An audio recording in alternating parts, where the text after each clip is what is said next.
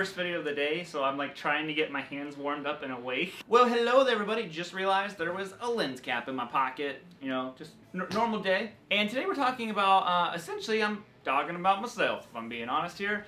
And just some changes that I made, you know, in life in general and just being a musician that I think really helped me stop being, essentially, I really don't know a nice way to put it, such a lazy musician. Because it happens, you know, it's easy to get discouraged, stuck in a rut, or just content with one's own ways. And it's easy to just, you know, start settling and not want to continue to progress. And I thought, you know what, this could be a good video. I'm not meaning this in a disrespectful way. I'm not trying to call anyone else lazy. I'm just calling myself lazy. So that's what we're going to talk about. I'm talking about 5 different things, 4 or 5. It depends if I want to throw that last one in there or not. But I'm going to talk about some things that I've changed that have really helped me out as a guitarist, as a person, you know, who does this full time, and it's just helped me be more productive in general in my playing and just in work. So maybe this is, you know, good information. Maybe it's not.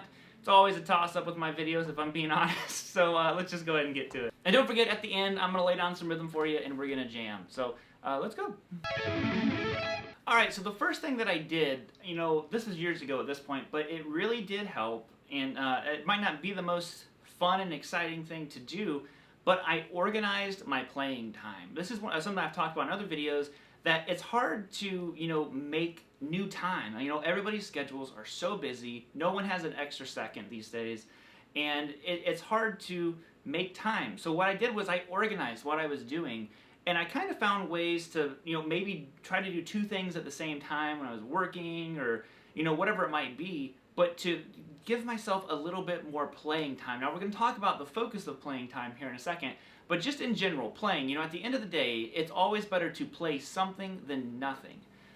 You know, you don't want to be the person who never plays or the person who only gets to play, you know, an hour a month. You know, again, sometimes schedules only permit that kind of playing, but you know, I would guarantee you that most people, if you really step back and evaluated how much time you're wasting on all these other things, like this is exactly what I did. I just found out, I was like, you know, I'm spending too much time. You know, I get on YouTube in the morning and I watch this and that instead of like getting stuff prepped and ready for the day, or maybe like I'm ending the day before with stuff that's getting me ready for the next day.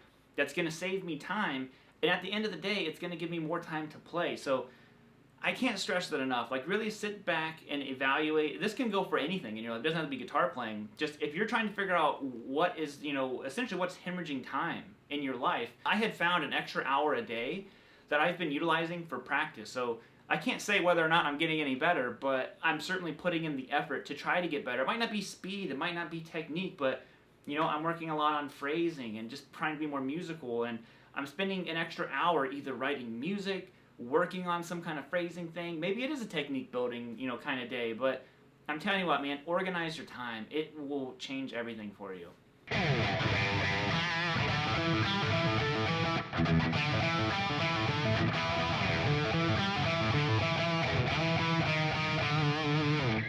Now this one has been a huge one that I have done this year that has really been a game changer for me, and that is limiting social media.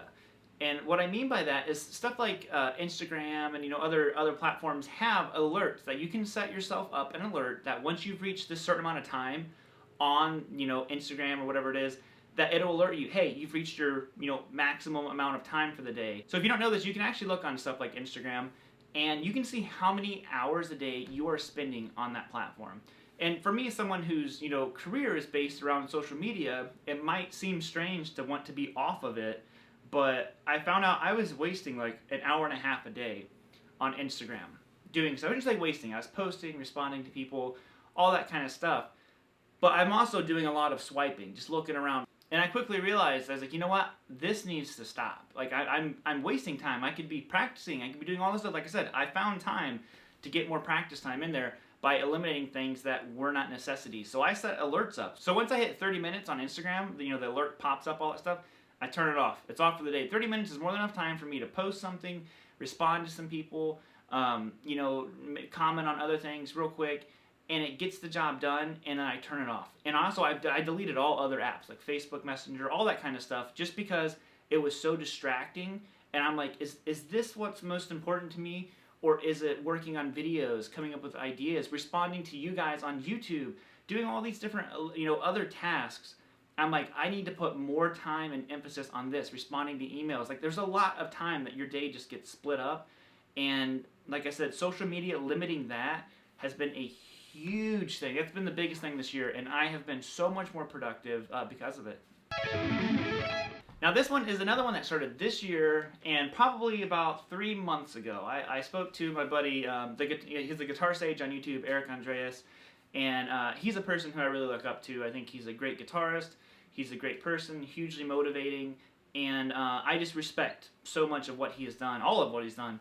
And I was just talking to him, and he was talking about using a task manager, and he recommended Wunderlist. He uses a different one now, but I started using a task manager called Wunderlist, and what a game changer that has been. I cannot tell you how that has helped. I use it more for YouTube than anything else, but basically I have my days scheduled out, and I have the videos that are going to go on that day, and I just work. There's no more sitting there like, oh, what video am I going to do today, and all this stuff. I prepare everything Sunday night to get ready for the week, or Monday, and we shoot on Tuesdays and Thursdays. I organize what days we're shooting videos on, and it has been so good. I can't stress that enough. Just an organizer in your life in general. I'm telling you, we're all busy. Everyone's busy. So if you can have a strategy and a plan, it might sound boring, you know. I don't want my life to be blocked out and, you know, check boxes and all that kind of stuff. And I'm like, you know what, I didn't either. But what I found is doing this has given me more of my life back because I'm not wasting so much time anymore.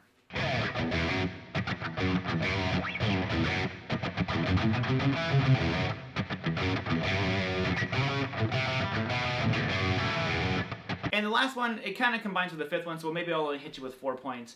But what I wanted to throw in here with this one was being focused on goals. You know, like I said, you can organize your time and still spend your time noodling around for 30 minutes. And like I said, some playing is better than none, but it might not be the best use of the time. So what I mean by that is focus on goals, is goals that I've been setting for myself. You know, I want to learn new chords. So each week, you know, I have a new chord that I'm trying to work on incorporating into whatever it is that I'm doing. You know, like I'm sitting here, like how do I get this chord to work? And what I'm doing is that we're different versions of chords. That's a huge goal of mine, you know, to be more chord knowledgeable, playing over the chords. I've been doing a lot, been focused a lot more on arpeggiating stuff, like I said, when you're utilizing your scale and the chord. And I'm just telling you, have goals. Have more of a goal than I just want to sit around and noodle around for 30 minutes. Because while that's, like I said, it's better than nothing, it's not making the most of your time. So even if for 30 minutes, have 10 minutes of a focus. You can still noodle around for 20 minutes. Yo, it's all good. But have some focused goals set inside there. Maybe it's learning a scale, learning a song, all that kind of stuff.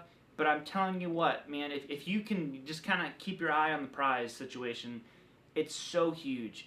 It's such a motivator, and before you know it, boom, you've met that goal. And then you're motivated to do the next goal. Maybe you make the next goal harder. I don't know, man, there's so many levels to this stuff, and I just think it's really powerful. So that's going to be it, homies. Hope you enjoyed that. Like I said, this is just something, it's not a lesson, I'm not teaching you a lick, but it's something that has helped me with guitar playing tremendously, and hopefully it helps you too. So other than that, I'm going to bounce it out of here. Let's go ahead and get a jam on, and yo, let's just have some fun. If you haven't yet, you know, subscribe. I try not to bug you guys too much with asking to subscribe, but if you're here at the end, maybe hit subscribe if you don't mind. So yo, let's jam.